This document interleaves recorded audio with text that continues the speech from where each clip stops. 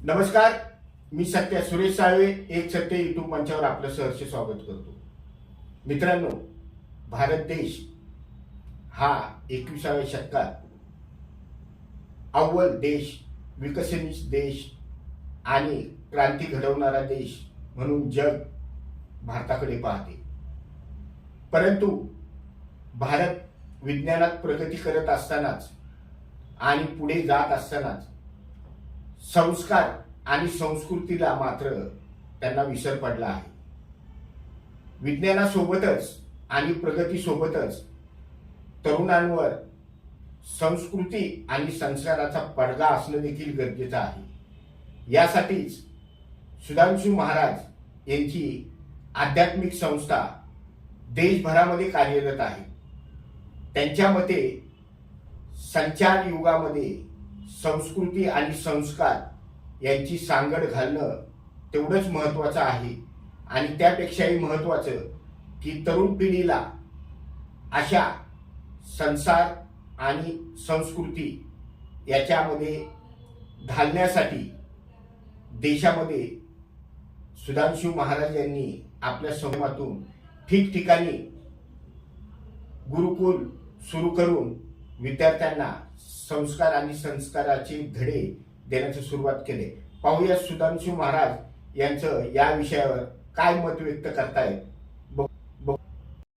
विश्व जागृति मिशन का संस्थापक आज जन समाज के सम्मुख ये निवेदन करना चाहता हूं कि हमारी नई पीढ़ी के अंदर जो संस्कारहीनता की कमी दिखाई देती है, उसके लिए हम सब लोग मिलकर संचार क्रांति का माध्यम लेकर संस्कार क्रांति का कार्य शुरू करें।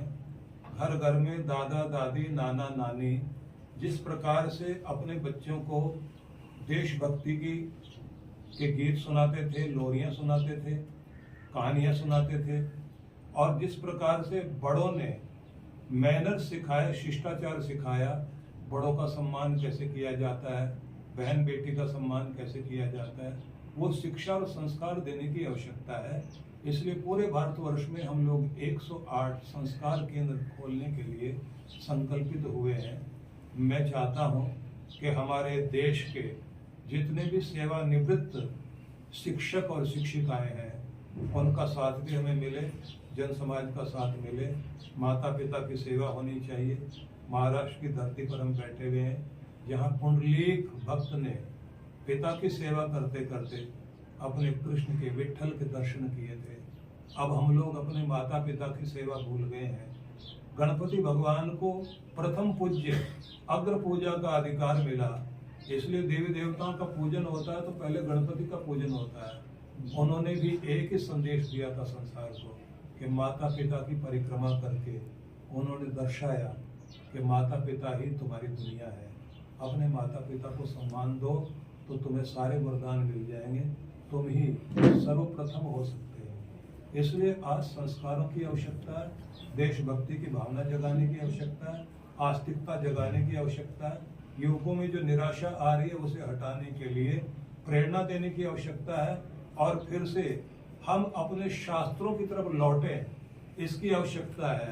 और आवश्यकता है दुनिया के जितने भी श्रेष्ठ लोग हैं उन्हें एक होने की आवश्यकता है। बुरे लोग तो इकट्ठे हैं, भले लोग इकट्ठे हो जाएं, इस दुनिया का भला हो सकता है। यही हमारा